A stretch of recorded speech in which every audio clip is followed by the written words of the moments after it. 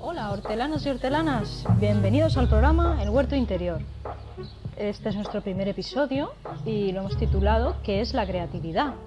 En él vamos a hablar de varias definiciones de creatividad y también de lo que para nosotras significa el concepto de huerto interior. Al habla María Hojaverde, acompañada de Marta Tornero. ¿Qué tal? ¿Cómo estás, Marta? Un poquito nerviosa, pero muy ilusionada de estar aquí contigo hoy.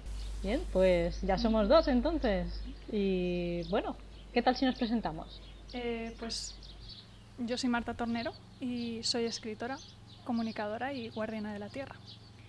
Desde hace muchos años escribo siempre durante las primeras horas de la mañana, como compromiso conmigo misma nada más.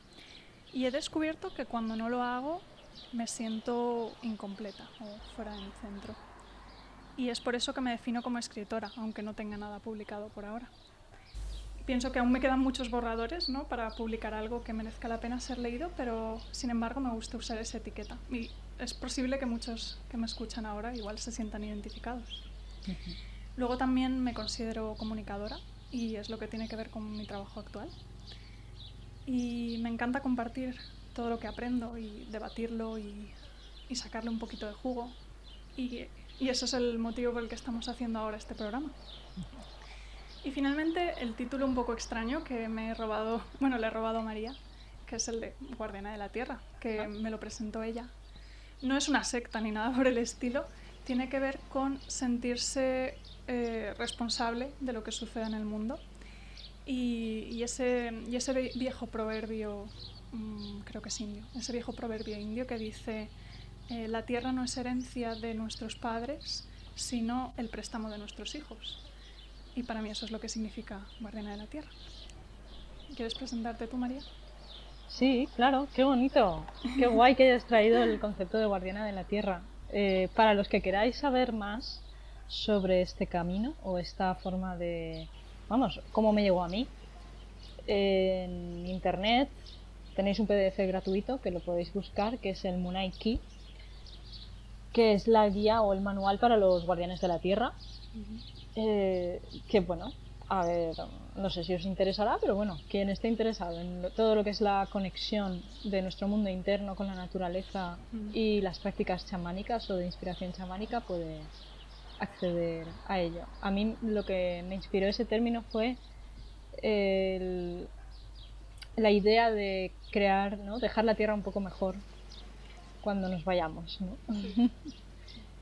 Y bueno, para presentarme, mi seudónimo es María Hojaverde. Yo escribo poesía, también pinto y soy licenciada en Bellas Artes y arteterapeuta por la Universidad Politécnica de Valencia. Y bueno, también recientemente me he titulado en artes y tengo una diplomatura de mediación artística. Entonces, claro, hablar con una escritora y también muy centrada en lo que es el bienestar y las terapias holísticas y todo lo que sea eso, los términos desde chamánicos, druídicos, los psicodélicos, que en algún momento saldrán por aquí. Sí, todas estas conversaciones, porque Marta y yo somos amigas desde hace tiempo, que hemos tenido pues al calor de un café o de un té verde. O un trasnochado audio de WhatsApp. Sí, todo eso es lo que llegó un día que dijimos, oye, pues podríamos quizás sacar de esto un programa interesante, ¿no? Puede que haya más gente a la que le interese nuestros devaneos, ¿no? Sí.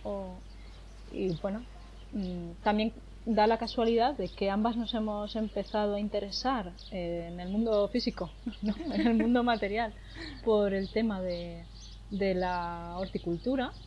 De hecho, yo tengo sí, mi familia tiene un huerto de autoconsumo en el cual llevo ya unos años trasteando y aprendiendo, y Marta también está empezando ahora. Sí, yo estoy empezando a aprender sobre permacultura, que me parece un concepto precioso que se puede aplicar a cualquier área de esta vida. Y la permacultura en sus inicios tiene que ver con el cuidado de la tierra y de devolverle a la tierra más de lo que tomamos de ella, que es precisamente lo que necesitamos aquí y ahora. Y creo que también podemos aplicarlo al proceso creativo. Tratarnos a nosotros mismos como trataríamos a la tierra en ese sentido, de no esperar extraer de ella todos los recursos y luego quedarnos con un campo baldío, sino aportar y nutrirnos emocionalmente y espiritualmente para luego poder dar algo de forma sencilla y fácil y fluida, que es un poco lo contrario a lo que en este mundo se está obligando a los artistas y a los creadores a hacer, que es autoexplotarse. Sí, yo lo veía un poco el tema del programa como aprovechar y para hablar del mundo interior de todos nosotros, todas las personas somos creativas. Todo el mundo decide qué ponerse por la mañana, ¿no? ¿Qué ropa le combina con esto o qué le apetece? Bueno, menos Mark Zuckerberg, ¿no? Que se ponía todos los días la misma ropa para no tener que pensar. Bueno, pero eso es una elección. Seguro que decide otras cosas, ¿no? Decidió crear Facebook y fíjate. Sí. Qué mal ha hecho. No, es broma. Lo que quiero decir es que todo lo que implica una toma de decisiones o una toma de, o sea, o una generación de ideas es creatividad, y los seres humanos somos seres creativos por naturaleza. Aunque quizás podemos estar bloqueados, aunque nuestra naturaleza sea creativa. Claro, o podamos incluso pensar que no lo somos porque es lo que se nos ha hecho creer toda la vida.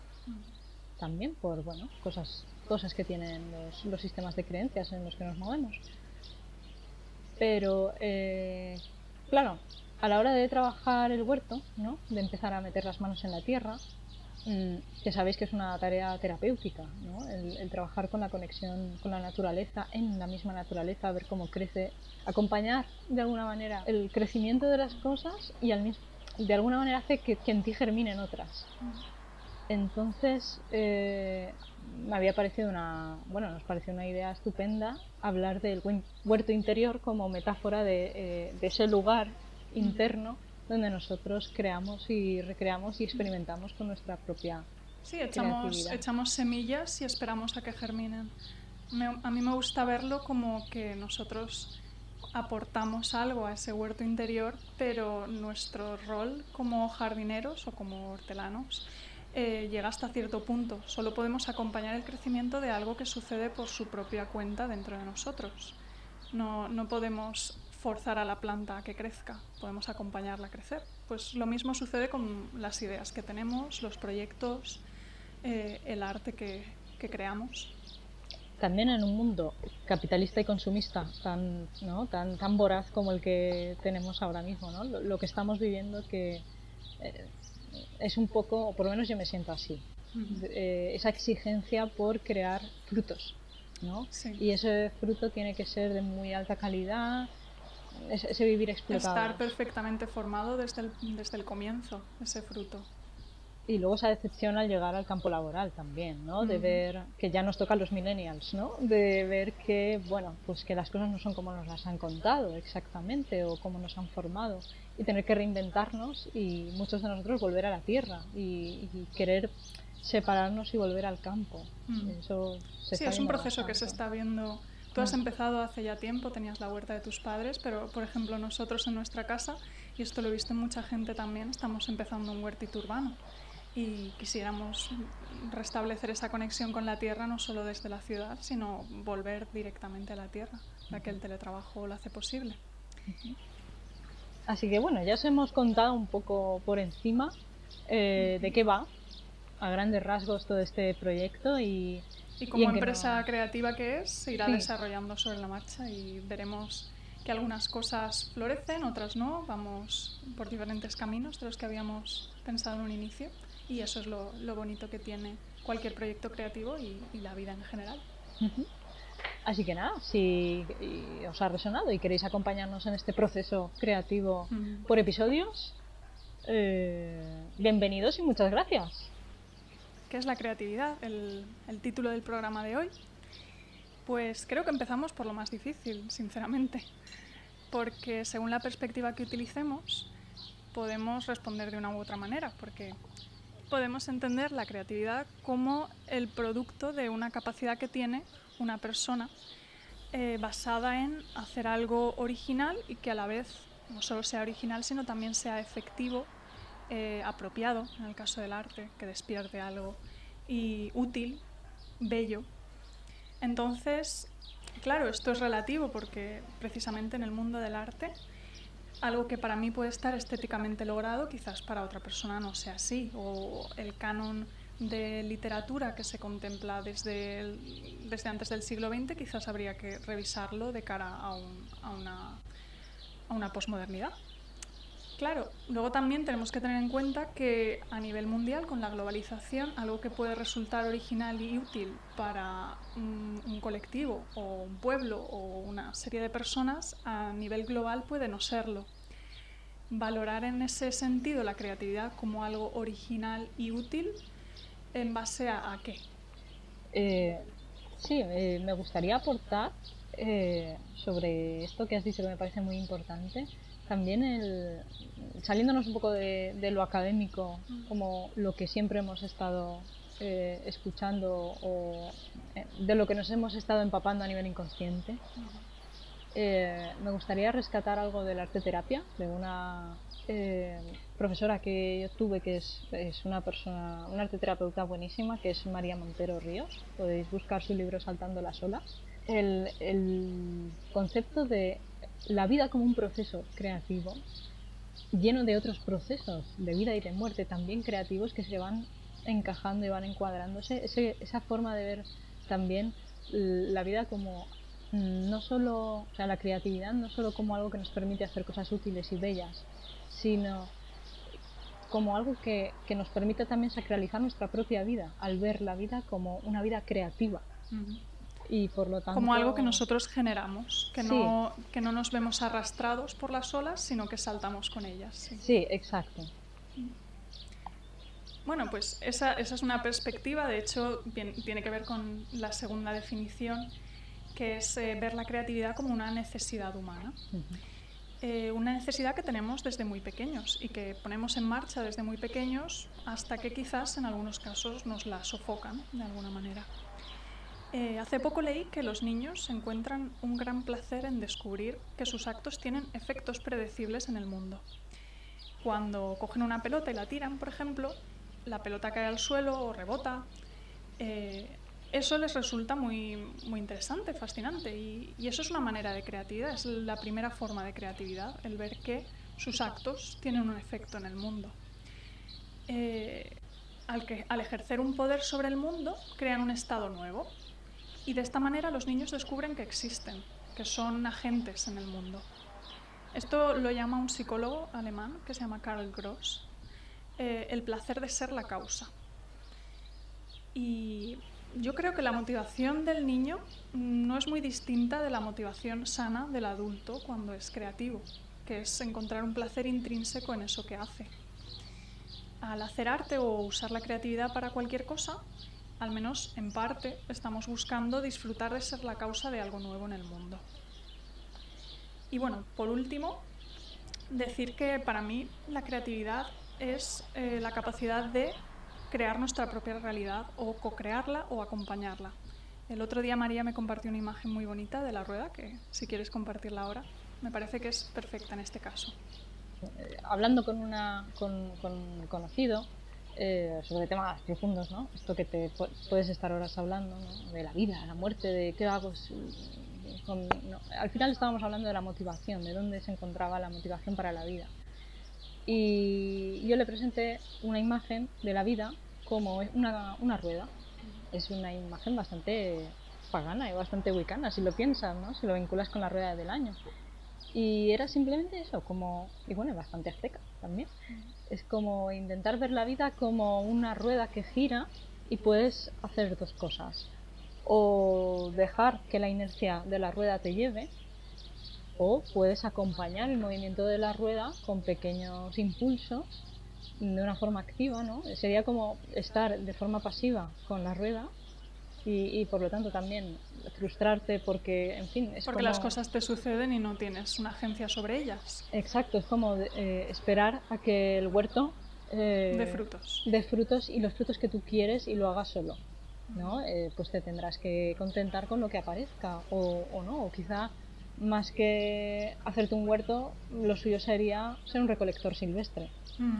Claro. Tendría que cambiar un poco el enfoque o ponerte en modo activo y en modo creativo, ¿no? En creador y activo. Y en ese caso, acompañar gentilmente la rueda. No necesitas hacer mucho esfuerzo, no necesitas coger la rueda y forzarla como si fuera con una manivela o algo así, como las senias y de las acequias, ¿no? No necesitas hacer mucho esfuerzo para que gire porque la vida ya gira sola. Esa inercia hasta cierto punto ya la tienes. Entonces, era eso, la imagen simplemente de tener que acompañar ese movimiento y con ese fluir todo va saliendo solo y liberarte de las expectativas, por supuesto, porque una cosa es tener un proyecto y otra cosa es tener una expectativa y bueno, ya Sí, hablaremos de estas cosas, ¿no? esa me parece una muy buena imagen para que lo que es la creatividad, cómo ser capaces de crear una realidad acompañando las circunstancias que tenemos, de forma co-creadora o coactiva. Y pienso que ser creativos implica estar atentos a la vida a nuestro alrededor y cuando surge un conflicto, por ejemplo en el área de los conflictos también se ve esto mucho, probar a responder de una manera distinta. Sería lo que en psicología se podría llamar una respuesta adaptativa, una respuesta creativa, una respuesta diferente a las que nos han estado dando un resultado que a lo mejor no queremos para nosotros. Y esto implica responsabilizarnos de nuestra propia vida, por supuesto. En el momento en el que aceptamos que somos seres creativos, que podemos generar una realidad diferente y podemos acompañar esa rueda, claro, las cosas a veces se pueden poner un poco más difíciles. Ya no nos suceden sin más, nosotros también tomamos parte en ellas. Y observar la creatividad en este ámbito yo creo que nos abre la mente y nos libera también de las ataduras de las exigencias productivas del sistema, porque uno puede ser creativo y no estar necesariamente generando proyectos y obras y poesía y arte, sino tener un estar creativo en la vida, y eso es bastante y es suficiente y está bien. Sí, me resuena mucho lo que dices porque desde la arteterapia muchas veces se ve los conflictos como un acontecimiento inesperado, simplemente, ¿no? Se intenta eliminar el juicio en el taller para poder justamente fomentar que se suelte esa creatividad, ¿no? Como volver a cuando éramos niños y disfrutar de las cosas que creamos, de nuestra propia existencia, ¿no? De ver que lo que hacemos tiene una repercusión y por lo tanto existimos. A mí me resuena un montón la idea de la permacultura de que el problema es la solución. En este caso, cuando se da un conflicto, es para que pongamos la mirada en algo y creemos algo nuevo a partir de eso. En ese sentido, también desde la perspectiva chamánica se habla mucho de que el veneno es la medicina. Exacto. Realmente, no solo hay que transformarlo, y transformar es crear, ¿no? Es encontrar una nueva solución, un nuevo camino, y para eso hay que crearlo, ¿no? Otra imagen más, la materia prima de los alquimistas, que era la materia más básica y horrible y oscura y fea y a través de la cual se obtenía en última instancia, Dios sabe cómo, porque los alquimistas no lo explicaron muy bien, se obtenía la piedra filosofal. Y bueno, si nos lo llevamos al huerto, aunque quede un poco extraño decirlo así, o divertido, quién sabe. Bueno, si decides ser un alquimista en el huerto, tendrás que empezar compostando. ¿No? Efectivamente. O abonar el huerto con estiércol, todo ese aprovechar los desechos orgánicos, que ya ves, ¿no? Lo llamamos desecho orgánico cuando es vida pura y dura que tenemos ahí, y el reciclar todas esas esa materia que parece inservible y a la que tanto asco le tenemos en una sociedad tan pulcra, tan purista, tan obsesionada con el orden en muchas ocasiones, cuando realmente estamos desechando. ¿Qué desechamos? Una parte de nosotros, porque nosotros también generamos desechos físicos, una parte de la vida que no nos gusta, o es simplemente una parte de la vida en la que no nos hemos esforzado en verla de una forma creativa. En darle un uso. Sí. Claro, lo que puede ser para unos basura, para otros es un material útil o algo a lo que se le puede sacar provecho. A mí me hace mucha gracia ahora que estamos pareja y yo, montando el huerto urbano, que vamos por la calle atentos a los contenedores, porque a veces te puedes encontrar cosas que dices, ¿cómo puede ser que la hayan tirado? Y a María le digo, mira, me siento como un estudiante de Bellas Artes. Claro, es que en Bellas Artes somos, claro, como necesitamos tanto material y tanta creatividad, quedar un poco extraño esto, ¿vale? Pero los contenedores de obra y los sitios donde la gente tira, ¿no?, las cosas que ya no, que ya rechaza en su vida, son una fuente de creatividad y de inspiración brutal. No solo que se puedas encontrar la madera que estabas buscando para, y gratis, ¿no? Entre comillas, para poder realizar el proyecto que necesitabas, sino que, no sé, también inconscientemente tiene un valor simbólico muy potente. Y cuando consigues reutilizar algo o transformar algo, no sé, creo que tiene una esencia reparadora muy interesante. Eso yo lo he sentido, una sensación de satisfacción pudiendo rescatar algo que alguien ha dado por inútil, que es muy bonita. Y creo que se puede aplicar también a los procesos psicológicos, que todos tenemos procesos mentales que desearíamos no tener, que quisiéramos poder quitar de nuestra vida, esos momentos de bajón, esos conflictos internos, momentos de duda, que en algún momento se transformarán por nuestra propia acción o quizás por la inercia, aunque generalmente necesitan trabajo de nuestra parte, se transformarán en algo muy bonito. Cantidad de gente que utiliza sus experiencias para hacer poesía, para pintar, para conocerse mejor. Al hilo de lo que estábamos diciendo, me gusta más pensar en la creatividad en términos de una capacidad innata e intrínseca al ser humano y que desborda esas áreas a las que naturalmente o tradicionalmente se aplica, como el arte, la ciencia, la tecnología, la innovación tecnológica. Me gusta mucho una frase que tiene Julia Cameron en el libro del Camino del Artista, que os lo recomiendo mucho. Ella cuenta que le preguntaban a menudo, porque ella se dedica a desbloquear artistas, y claro, eso es una cosa un poco presuntuosa, sobre todo para una persona que no es terapeuta. Y le preguntaban, ¿pero cómo es posible, cómo puedes enseñar a la gente a ser creativa? Y ella respondía, yo no les enseño a ser creativos, yo les permito o les ayudo a permitirse por sí mismos serlo.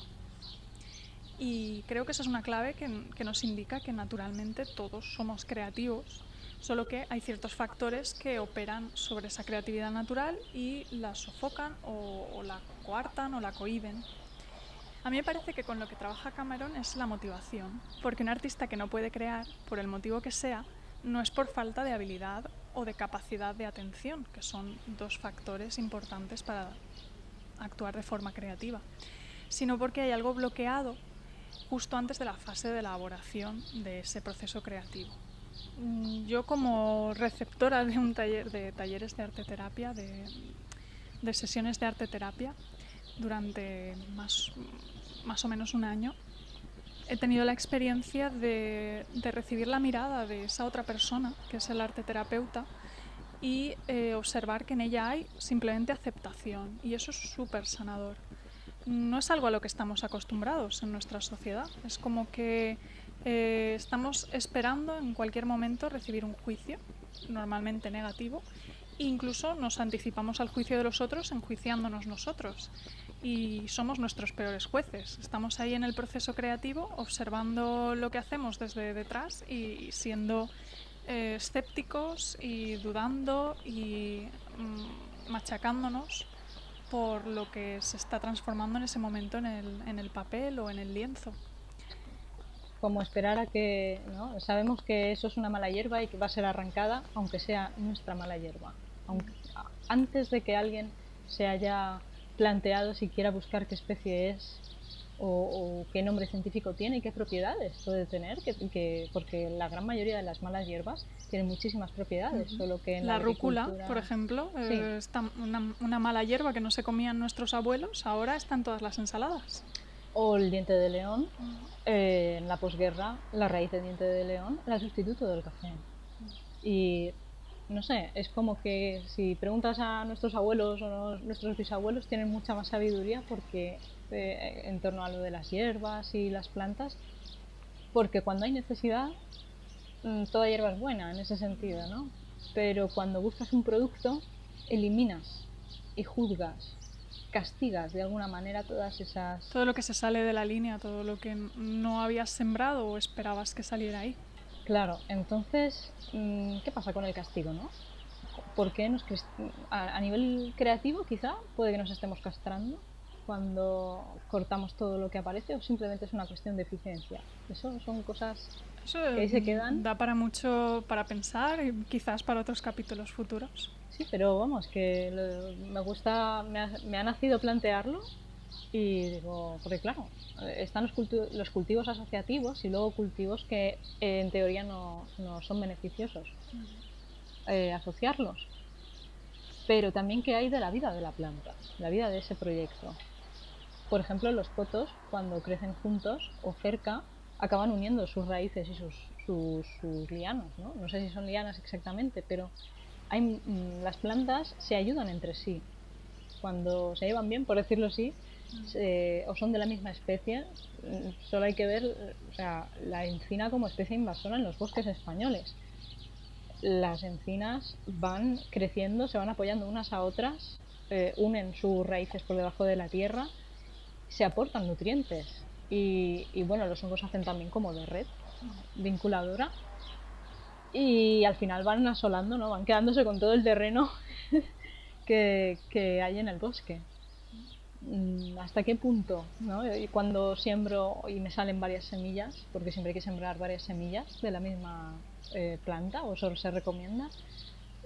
Claro, luego se recomienda el deshojar, ¿no? Esa poda, ese arrancar la plantita que está más débil. Y yo siempre me resisto a ello, es como, déjalo porque a lo mejor, vale, el fruto puede que sea diferente, el fruto que pueda llegar a dar, o igual simplemente no llega a dar ningún fruto, pero ¿y ese vínculo que ha establecido ya con las otras plantas?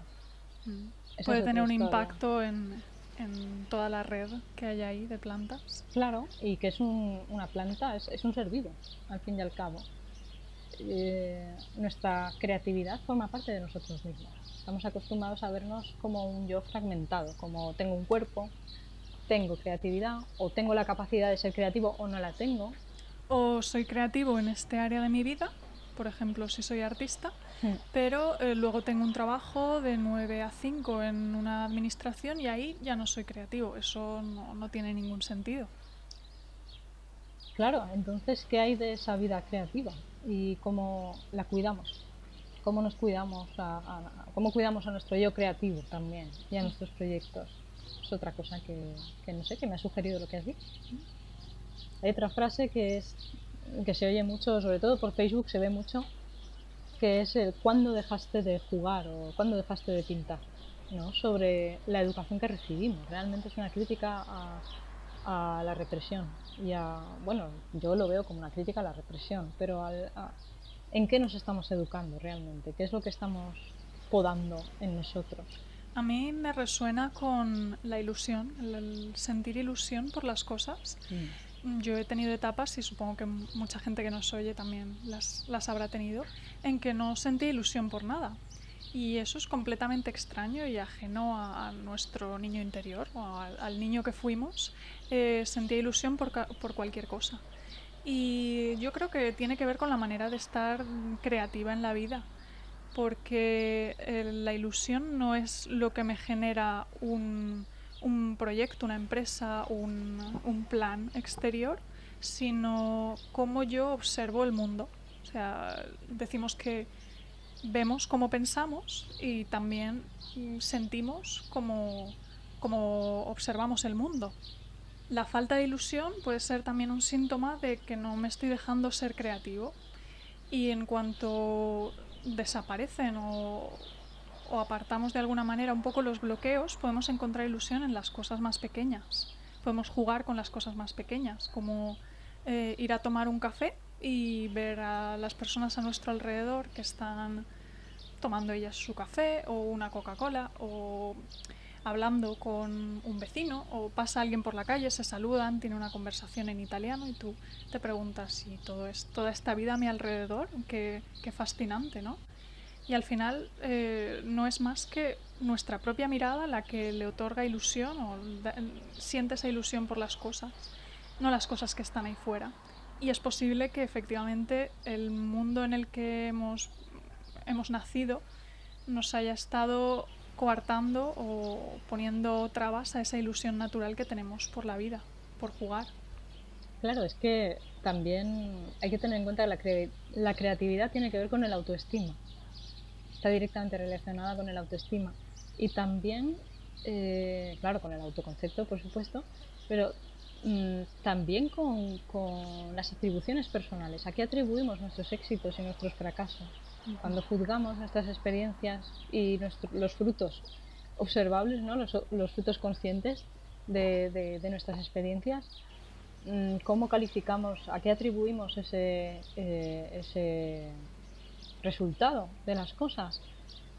Desde la educación se habla mucho o por lo menos en el máster que he realizado de profesorado, se habla mucho del tema de que se puede atribuir algo a que tú tengas o no una capacidad intrínseca que tenga que ver con eso, que todos tenemos la capacidad de ser hacer, creativos. Sí, de ser creativos y de enfrentarnos a todos los retos que nos propone la vida. Porque todos somos únicos y en ese sentido. Entonces, otra cosa es que necesitemos de acompañamiento en algunos puntos de nuestra vida o no, pero todos podemos enfrentarnos y crear nuevas soluciones a lo que la vida nos plantea. Porque todos existimos y tenemos el derecho de existir. A veces simplemente eso es lo que nos tira para atrás, ¿no? El miedo a existir o incluso un paso más que viene después, cuando creamos, el miedo a mostrarnos o a ser nosotros mismos, porque cuando creamos y generamos una huella, cuando existimos desde nosotros, no existimos desde los demás. Podemos copiar a los demás, podemos repetir patrones.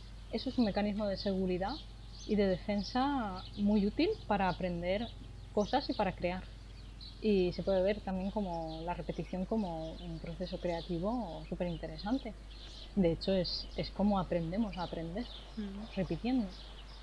Y crear es también aprender a pensar.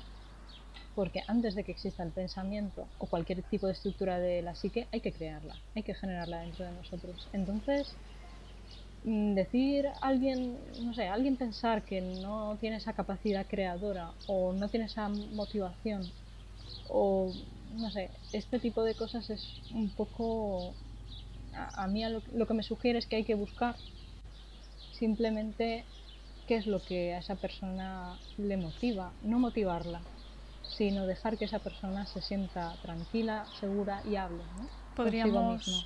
Podríamos pensar que habría que explorar cuál es el huerto interior de esa persona, cuál es el paisaje ¿Qué es lo que le conforma su interior. Exacto, porque todos podemos visualizar dentro de nosotros un espacio para este tipo de cosas, ¿no? Hablando de cómo aprendemos a aprender y cómo se conforman las estructuras de la psique, me parece importante a este punto del episodio introducir lo que es la simbolización.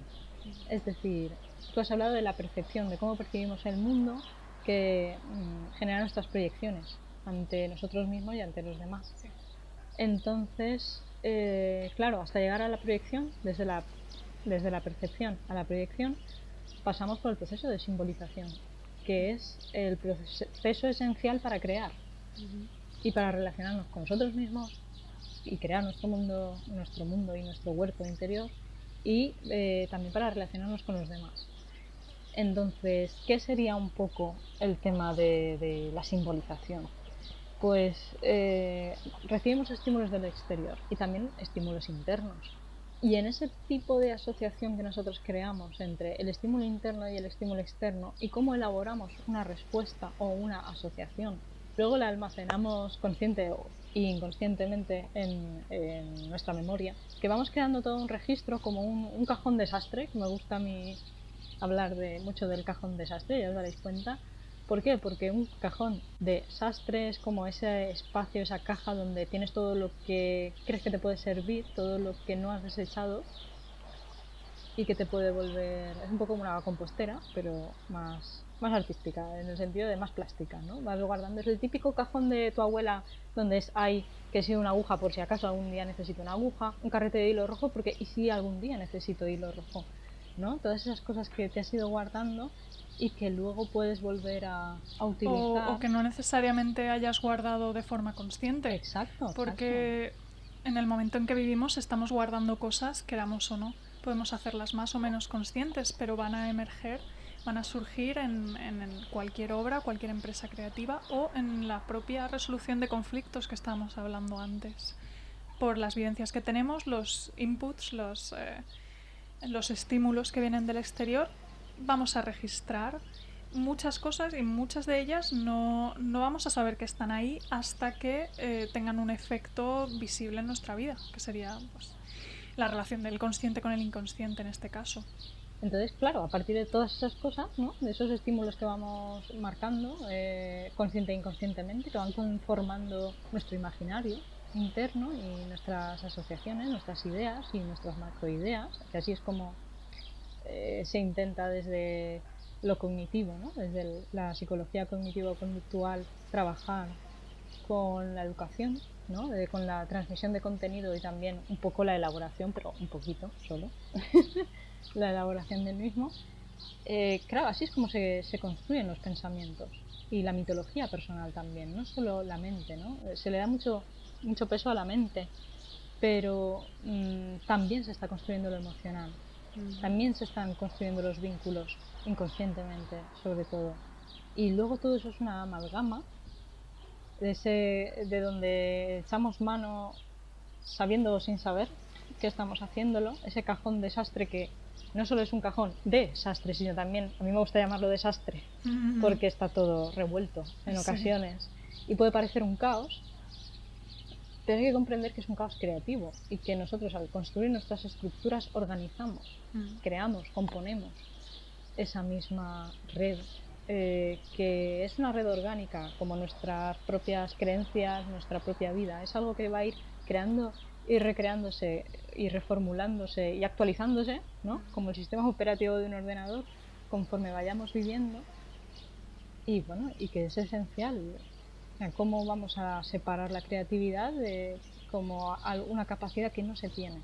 Luego, sobre el huerto interior, me gustaría hablar sobre que cuando trabajas con la tierra, con las semillas, con toda esa vida, también es muy fácil crearse una imagen de huerto interior, al menos para mí, ¿no? Ha sido fácil imaginar y visualizar, llevármelo a mi vida creativa, como intentar imaginar que los proyectos son como semillas, ¿no? Y ver qué ha sucedido aquí, no sé si habré regado bastante este proyecto, empezar a establecer asociaciones simbólicas con esas cosas. Claro, es algo que yo propongo a la gente para que haga, porque es muy poético, es un ejercicio de pensar, de simbolizar, pero desde las emociones también. Y no sé, me parece algo, incluso se podría dibujar tu huerto interior o pintarlo o representarlo de alguna manera para empezar a observarte un poco y no sé, es algo que me viene. Nosotros al final de este podcast os recomendaremos una meditación que vamos a hacer respecto al huerto interior para que podáis precisamente visualizarlo como dice María. A mí una cosa que me resuena de lo que comenta es que efectivamente nosotros plantamos semillas, las echamos a voleo y esas semillas algunas van a germinar y otras no.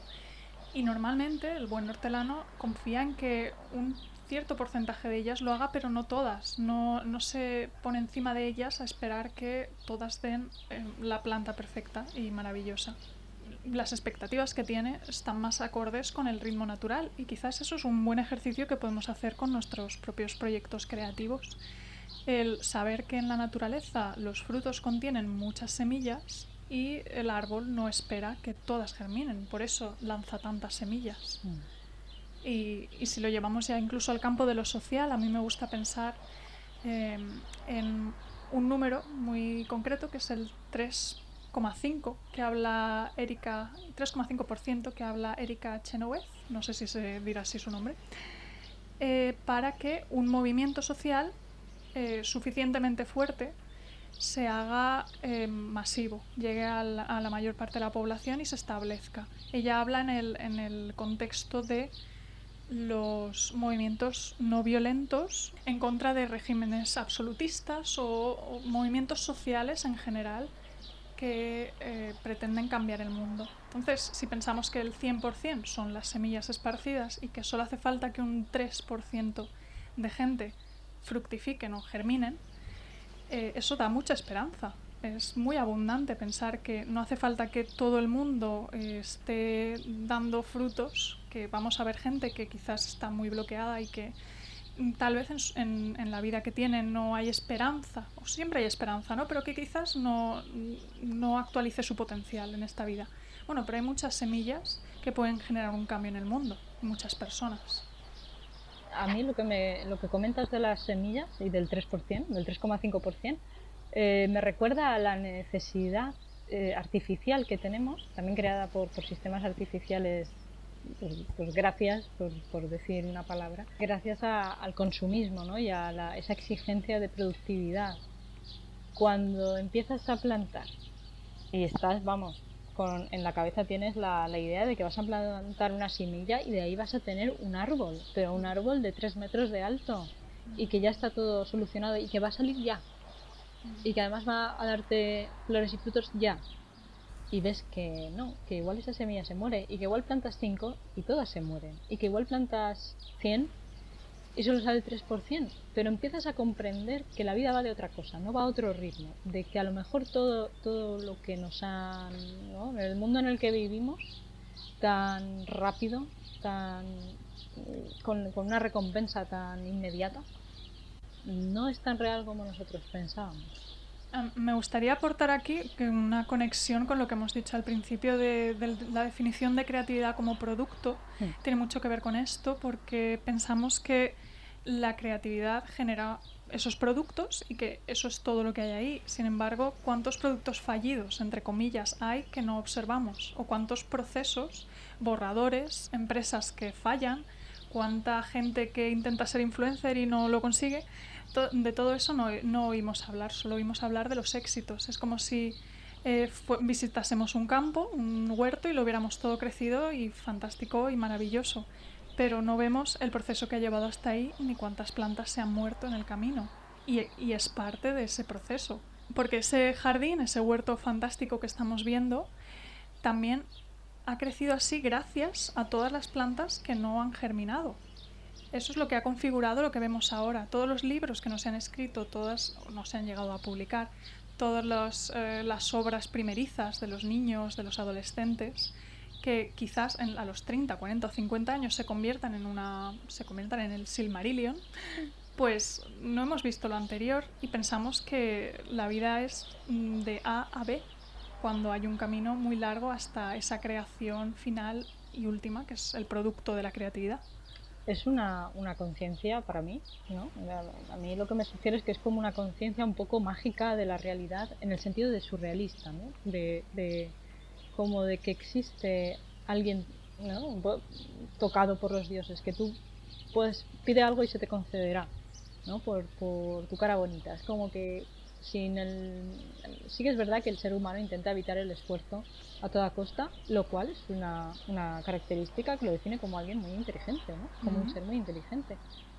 Pero una cosa es evitar el esfuerzo y hacer las cosas eficientes, y otra sería dejarse llevar por la inercia de esa rueda que hemos comentado antes. O que te regalen, esperar que yo qué sé, un acto divino que te regale o el Espíritu Santo o no sé, que se te aparezca la Virgen. No sé si me explico. Que un acto de inspiración te haga escribir la Ilíada. Exacto.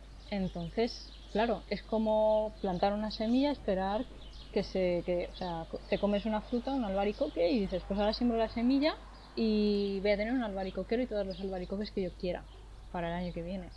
No va a suceder. ¿Por qué? Porque, primero, la semilla necesita una incubación en frío. 2, no sabes si es un clima propicio, no sabes si la tierra es propicia. no sabes si es una especie invasora. O sea, hay tantas cosas. ¿Y has cuidado esa semilla en todo ese proceso?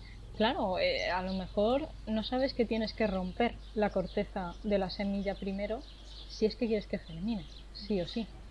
Que eso habría que verlo también con las condiciones ambientales. Pero vamos, que si no le rompes la corteza ya puedes esperar que a lo mejor dentro de 5 años igual germina o no si se ha degradado la corteza. Entonces, claro, cuando empiezas a trabajar con lo natural, con el huerto y estas cosas, empiezas a ver el tiempo real de las cosas, por decirlo de alguna manera, si es que existe un tiempo real, ¿no? O si es que existe el tiempo. Un tiempo natural. Exacto, un tiempo de referencia vinculado a los ciclos vitales que nos une a todos, a todos quiero decir, a los animales, a la naturaleza, a la tierra en la que vivimos, que nos acerca a, no sé, como que nos baja los pies a tierra, literalmente. Y eso es muy terapéutico, porque empiezas también a desgranar, a darte cuenta de, ¿cómo decirlo?, a deshacer mitos personales, a ver que las cosas tienen su tiempo y que a veces puedes hacer las cosas bien y no salen y no es culpa tuya o no pasa nada tampoco. ¿O no era su momento?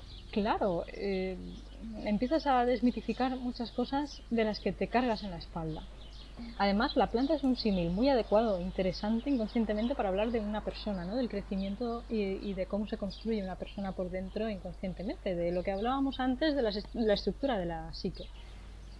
A mí en arteterapia me explicaron que somos como una bellotita, ¿no? Que se siembra en el suelo y empieza a crecer una planta y depende de las cosas, de las variables, ¿no? De las cosas que vayan sucediendo a esa planta. Cada planta va a ser un mundo, como crezca. Y pues una a lo mejor le va a dar demasiado el sol y va a tener que desarrollar un tipo de estrategias para no quemar las hojas. Por ejemplo, en la hora más fuerte bajará las hojas, como las calabazas, por ejemplo, cuando tienen demasiado sol. Luego cuando se va el sol levanta otra vez las hojas. O no sé, no tiene suficiente sol, entonces alarga y estira el tallo, pero eso lo hace más vulnerable a las plagas. Cada persona tiene un mundo y unas batallas que está librando y que no conocemos. Entonces, no sé. Esas mismas herramientas que utiliza la planta podrían equipararse a las herramientas que utilizamos nosotros para enfrentarnos a los conflictos, que las descubrimos en un momento dado en nuestra vida y nos son útiles porque nos protegen de rompernos. Esto sería para hablar más largo y tendido en un episodio que hablemos de la resiliencia. Pero básicamente es herramientas que en un momento dado nos han servido, que quizás ahora ya no resulten adaptativas, o sí, puede que sí. Hay gente que tiene conflictos, adicciones, sobre todo se ve mucho en el tema de las adicciones, que una persona ha desarrollado una adicción para protegerse frente a otra cosa que le hacía daño. Pues sería lo mismo que esta planta, que ante un sol excesivo se protege bajando las hojas. Claro, también tener en cuenta que todo lo que nosotros juzgamos como bueno o malo en esta vida realmente son estrategias. Estrategias para vivir, porque la necesidad imperante es vivir. La vida tiene su propia energía creativa y nosotros pues viajamos a caballo en ella, consciente e inconscientemente, hacemos lo que podemos con ella. Y siempre hay una pulsión de vida, como bueno, decía un poco Freud, ¿no? Que el motor de la vida va solo. Y eso lo ves cuando estás en el huerto, ¿no? Muchas veces dices, ostras, pues no sé, hace 2 semanas que no me paso y madre mía lo que tiene que haber pasado, a lo mejor ha aparecido alguna plaga, a lo mejor no he llamado al regador para que eche el agua, no sé, ya estás pensando que tú no has controlado ese proceso y que algo ha pasado terrible porque tú no has estado ahí pendiente de esas plantas y de esas vidas, y luego llegas y está todo exuberante y fantástico y resulta que ha llovido o que ha pasado el regador y te ha abierto la compuerta porque ha visto las plantas un poco secas, no sé. Que la vida, como decían en Jurassic Park, se abre camino y muchas veces intentamos controlar los procesos cuando no hace falta, ¿no? O los asfixiamos cuando intentamos hacerlo. Me gusta mucho esa reflexión, sí.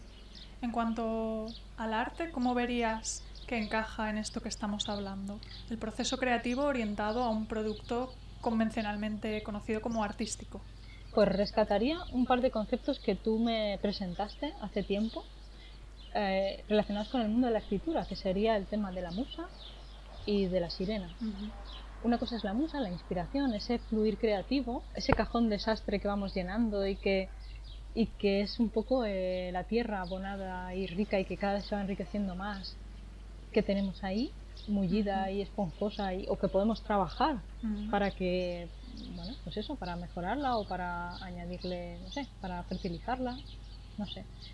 Y luego está esa mente fría que dice, vale, vamos a cortar aquí, con el juicio podemos hacer más mal que bien y también es necesario para estructurar las cosas. Sí, de hecho creo que una de las diferencias clave entre una persona creativa y alguien a la que se le ha diagnosticado esquizofrenia es que un proceso creativo mental de una persona esquizofrénica no es creativo porque no genera nada mediante el pensamiento racional. La persona podría tener pensamientos muy originales, muy fuera de lo que nosotros consideramos la realidad, pero no eran pensamientos que después fueran a tener cabida en el mundo real, no hubiera detrás a alguien cortando o podando, como tú Te dices. refieres a los delirios, ¿no? Como Sí. Una ficción descontrolada. Sí. Como Por eso si el muchas mundo de veces los sueños se hubiera metido en la realidad. Sí, claro. Entonces no hay ese filtro, que sería la figura del jardinero, en este caso la mente fría, que utiliza todo ese mundo interior, ese huerto interior tan exuberante, y lo transforma en algo útil, o bello o apropiado. Hombre, para esa persona, ahí no necesariamente ahí tengo que diferir realmente, porque yo he trabajado un poco en salud mental y la verdad es que es donde la creatividad, yo considero que eso es muy creativo y que es donde, o sea, se está utilizando como una estrategia que ayuda a que la persona viva mucho mejor de lo que podría vivir. Creo que ahí la creatividad está, vale, puede que no tenga ese filtro que nosotros tenemos. O sea, nosotros quiero decir personas que se consideran, según la medicina, que no padecen ningún trastorno esquizofrénico, porque al final estamos hablando de etiqueta, no sabemos realmente cómo funciona el cerebro ni qué es lo que estamos juzgando y aún así lo hacemos y lo contenemos y nos medicamos. Entonces, son de los sujetos más creativos que yo he visto y he vivido y no sé, no lo veo como algo no útil y no bello, sino algo que está generando una función fundamental como hacen todos nosotros, lo que pasa que igual, no sé, igual se desborda de alguna manera. Claro, para algunas cosas no está cumpliendo con la normalidad, la idea de normalidad que tenemos nosotros creada culturalmente, o genera algún tipo de conflicto que no sabemos cómo resolver por algunas tensiones que se puedan crear, o puede impedir que esa persona se adapte directamente a la vida artificial que nosotros hemos creado, consumista y productiva, que no pueden ir a trabajar, por ejemplo, por, yo qué sé. A mí me resuena mucho aquí una frase de Krishnamurti, que es que no es signo de estar sano que una persona esté bien adaptada a una sociedad enferma. Claro, es que en términos de salud mental, aquí, ¿quién está sano? ¿No? Es muy... Existe el bienestar, existe la felicidad, o es un producto que nos están vendiendo. Ojo, también hay un montón de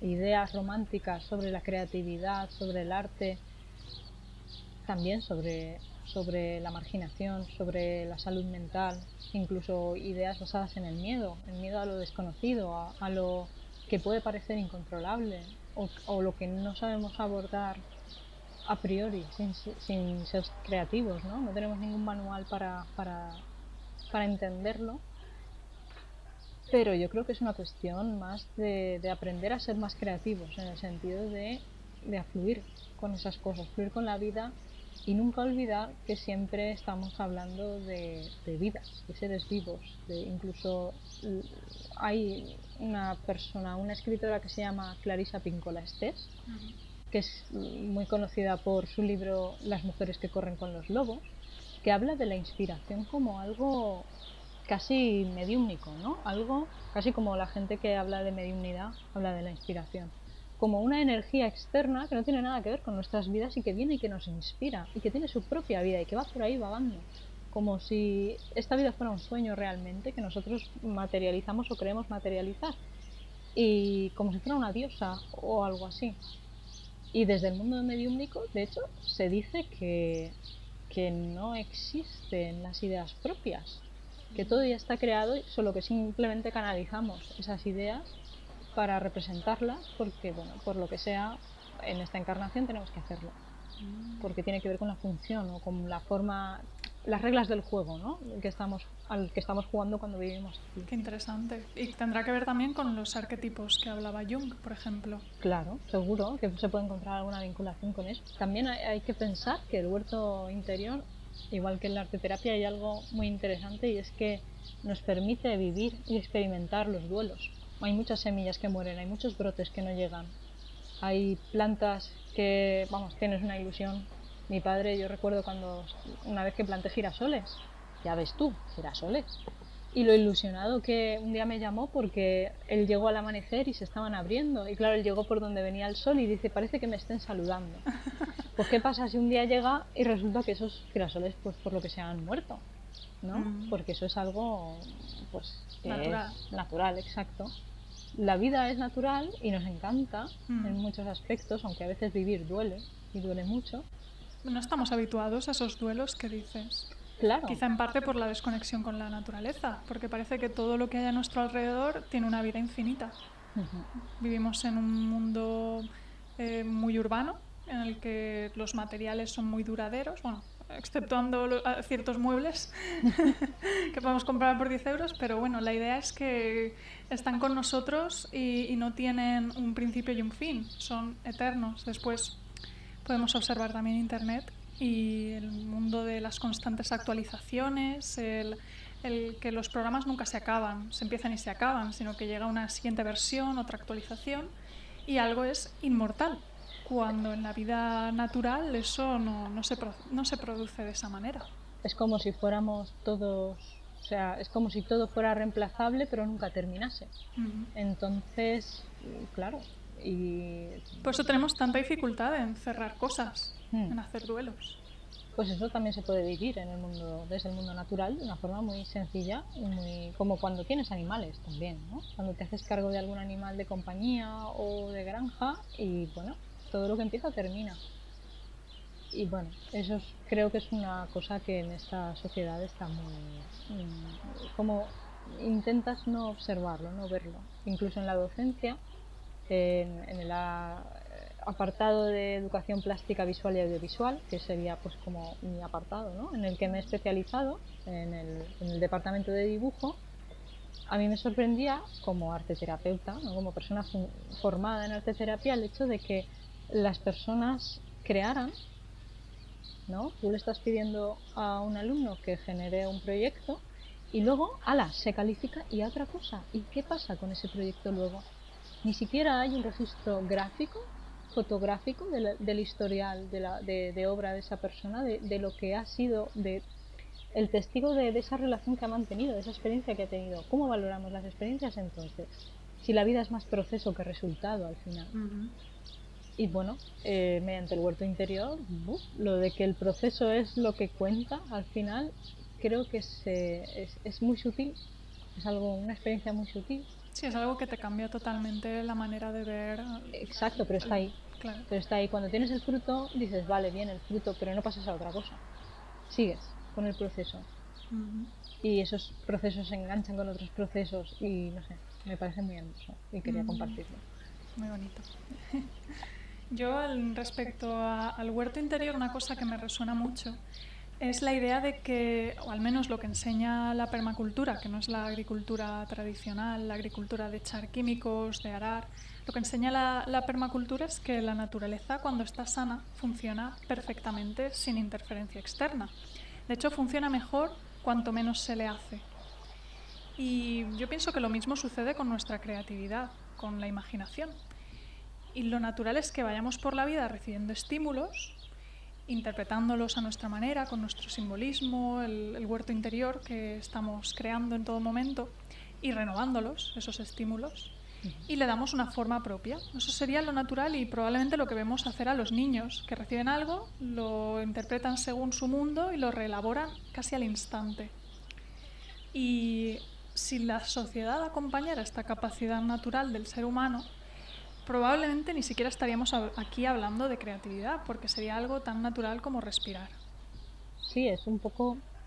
Cuando estuve de prácticas en el instituto, hace poco, en el instituto en el que estuve, es que me ha llegado a un comentario que hizo en la sala de profesores un profesor, ¿no? Que dijo algo así como que encima de enseñarles tenemos ahora que motivarles a los alumnos. Fue un comentario bastante que nos puso un poco de los nervios a mi compañera de prácticas y a mí, ¿no?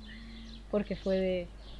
Esta persona obviamente está expresando una frustración, ¿no? Está volcando no sé, se está manifestando, ¿no? En contra de algo, o sea, haciendo una resistencia, ¿no? Y que igual no llega a más, pero ¿cómo que encima de aprender los tenemos que motivar? ¿Qué pasa con...? Solo tienes que alimentar. ¿Qué pasa? ¿Que las personas no tienen voz? ¿Que las semillas no tienen su vida propia? ¿Cuándo nos hemos olvidado o en qué momento hemos dejado que eso deje de importar, ¿no? Hemos dejado eso de lado. Sí, Porque creemos ahora... que los niños son una tabula rasa sobre la que se puede imprimir algo, pero no, eso no tiene ningún sentido. Cada niño es de un padre y una madre, literalmente. No podemos esperar tener el mismo efecto en todos ellos. Lo único que podemos hacer es acompañarlos, igual que a la naturaleza en este proceso. Podemos plantar una serie de semillas, cada una son de una manera, incluso aunque sean de la misma especie, y acompañar el proceso de cada una de ellas. Nuestro propio proceso personal de la misma manera. Tú no puedes plantar un limonero y querer que te dé melones. No sé si es un poco, no sé, un poco ilustrativo del tema. Sí. Has mencionado el tema de los herbicidas y los pesticidas. Entonces, ya para terminar un poquito, ¿vale? Si te parece, me gustaría, ya que hablamos de huertos, hablar del concepto de la agricultura biodinámica. Es una agricultura orgánica, es decir, bio y ecológica. Por lo tanto, no respalda, no se utilizan herbicidas y pesticidas y tampoco especies transgénicas o manipulación genética de las variedades, y los procesos se intenta que sean lo más naturales posible, nada de químicos, ¿no? Entonces eso sería la definición de algo orgánico, y también orgánico de alta calidad, por supuesto.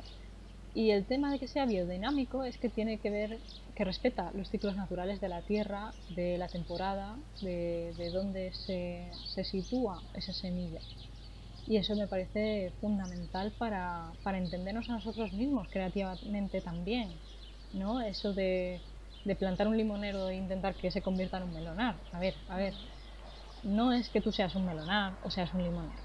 No va por ahí, no va de juzgarnos a nosotros mismos, justamente todo lo contrario, de entender y comprender el espacio en el que somos, redescubriéndolo.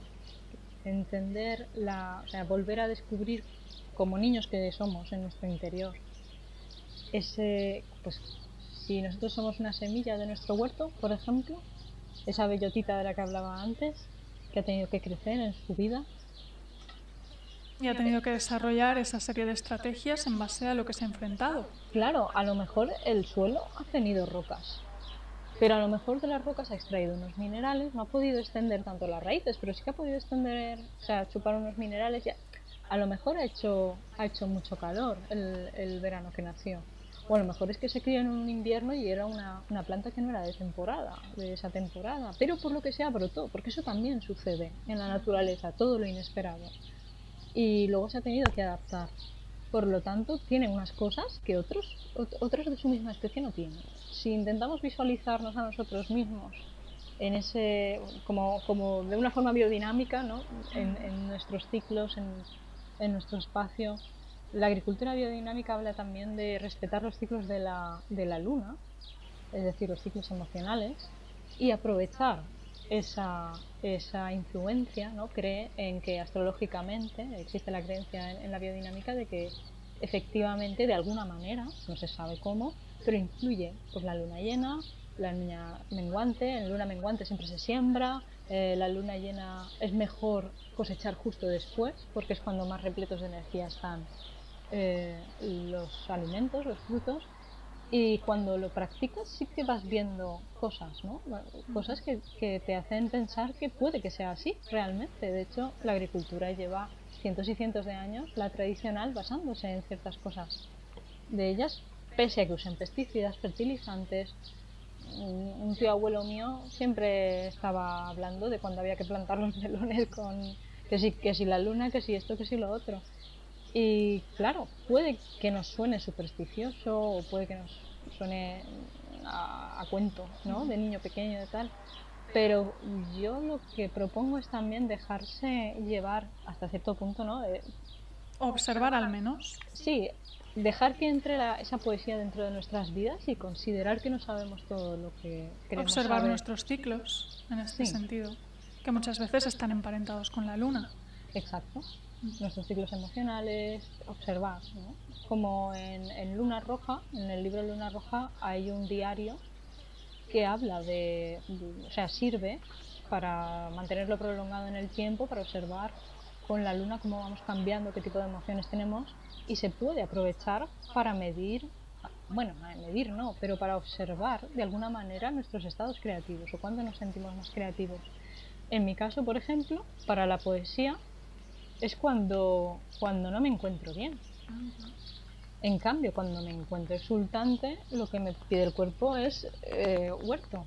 Me resuena lo que has comentado de la agricultura biodinámica, cómo trabaja con la naturaleza y cómo evita usar pesticidas y demás métodos que no son naturales. ¿Cómo se podría eso aplicar o ver en el sentido de nuestros procesos creativos propios, nuestro huerto interior? ¿Qué sería utilizar a veces adecuadamente o porque es necesario algún tipo de fertilizante, o que sería utilizar fertilizantes simplemente porque es lo que nos han dicho que tenemos que utilizar y hacerlo sin demasiada conciencia? Me recuerda al uso de las drogas en muchos ámbitos creativos que se consideran precisamente fertilizantes. Que hay gente que utiliza el alcohol, bueno, Hemingway, por ejemplo, es la figura más destacada, que utilizan alcohol o utilizan la marihuana, o sienten, no tanto que lo utilicen, sino que sienten que lo necesitan para poder producir. Cuando en un primer momento quizás pudo ser una herramienta útil y después se convirtió en algo que ya no aporta o que incluso puede ser perjudicial para el proceso. Quizás antes tenías unos bloqueos que el alcohol de alguna manera conseguía despejar, o tú creías que mediante el alcohol podías eliminar esos bloqueos y ahora no es así, o descubres que en realidad no te estaba aportando. El tema de la agricultura orgánica no aplica una misma solución a todos los problemas. En este caso no aplica un pesticida o un fertilizante básico para todo, sino que ve cuál es el problema, entre comillas, la situación que ha surgido, que a lo mejor la cosecha no es tan abundante o hay una plaga que está tomando ciertas plantas, que a lo mejor puede deberse a que falta un depredador para esa plaga y entonces en base a eso aplica una estrategia diferente.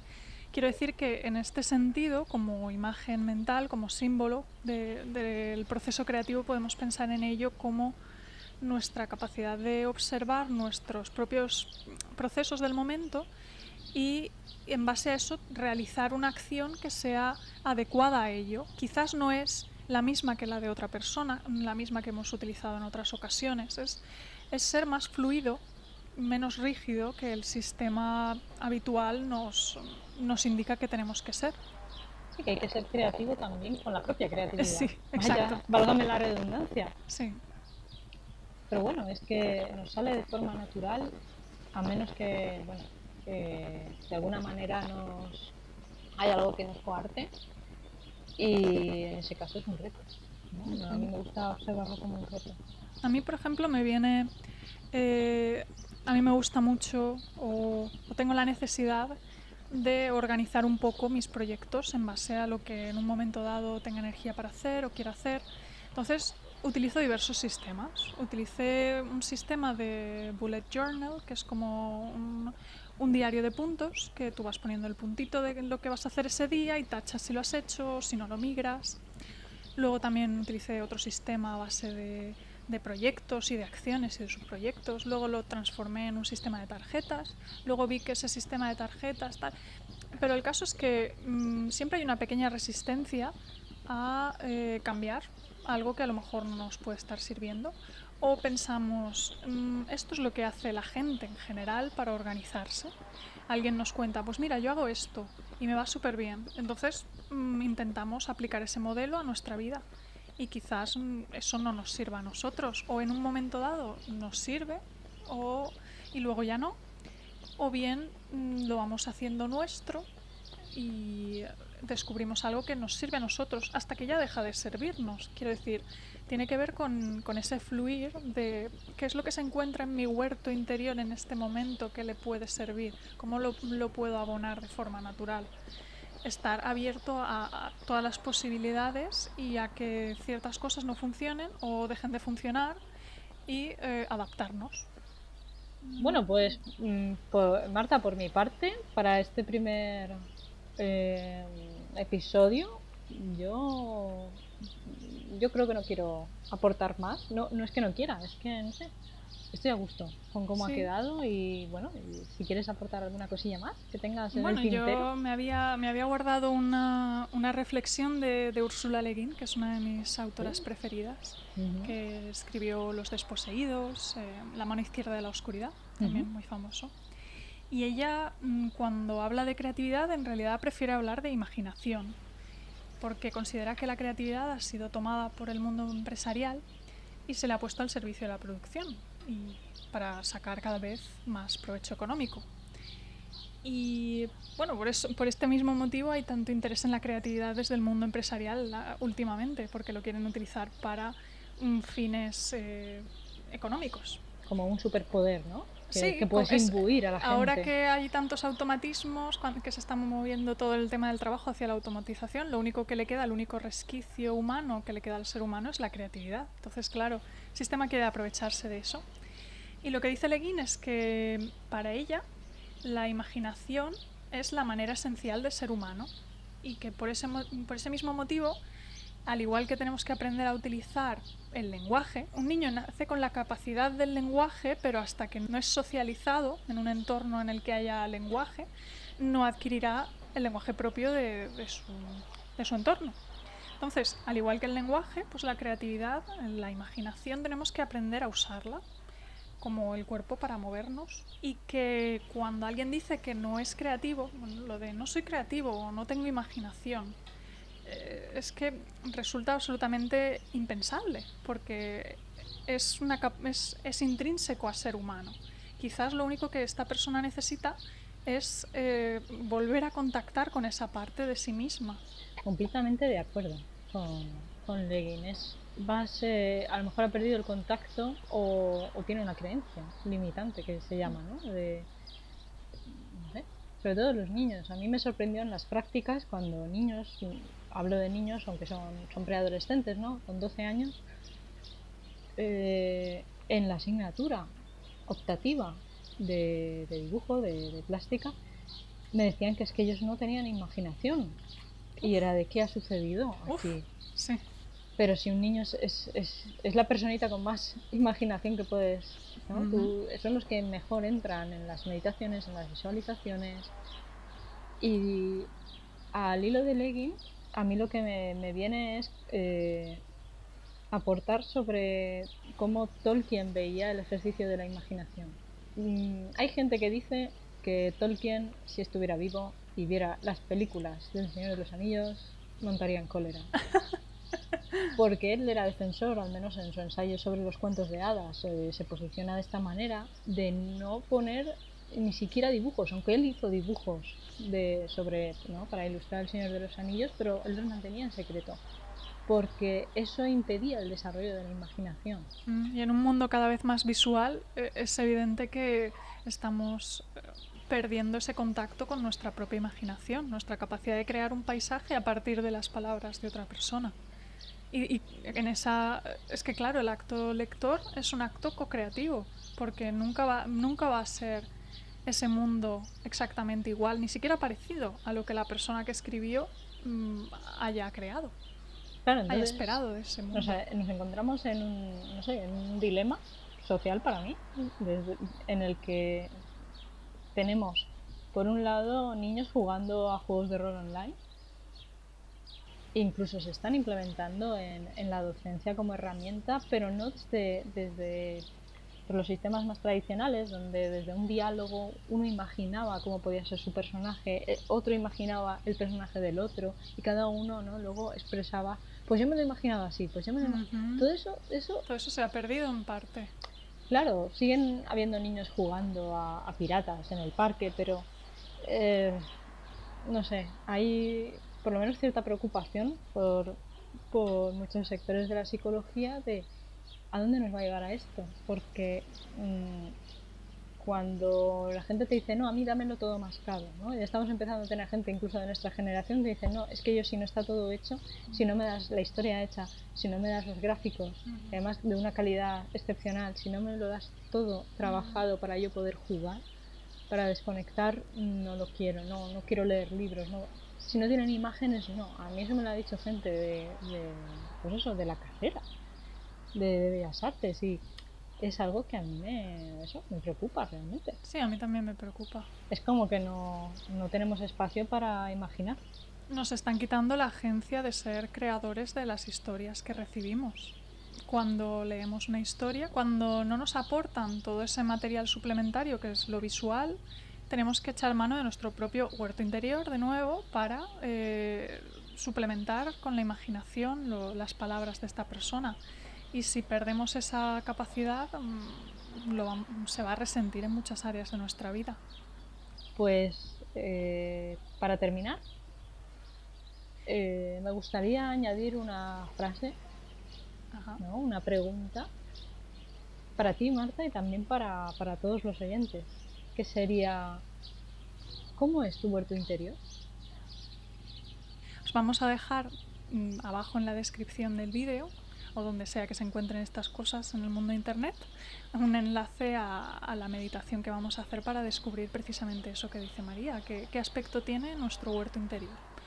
Con total libertad y sin juicios y sin expectativas, porque puede ser un huerto aparentemente baldío y llano, sin nada, o puede ser exuberante, o puede ser ese cajón desastre que le gusta imaginar a María, o vamos a ver qué aspecto tiene. A lo mejor es una jungla urbana, ¿no? Claro, vamos a dejarnos llevar. Sí. Bueno, entonces ya nos acercamos al final y antes de acabar me gustaría que resaltáramos cada una algo que nos haya resonado de lo que hemos estado hablando. María, ¿quieres aportar algo? Pues yo me voy a quedar con el tema de Tolkien y sobre los cuentos de hadas, ¿no?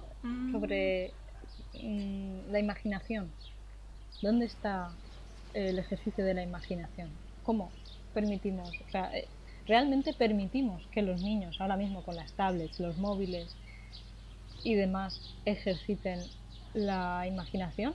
¿Nos inventamos cuentos con ellos? Me quedo con ellos. A mí me parece muy interesante lo que has dicho. Voy a coger de ahí también no solo qué permitimos a los niños en cuanto a su imaginación, sino qué nos permitimos nosotros.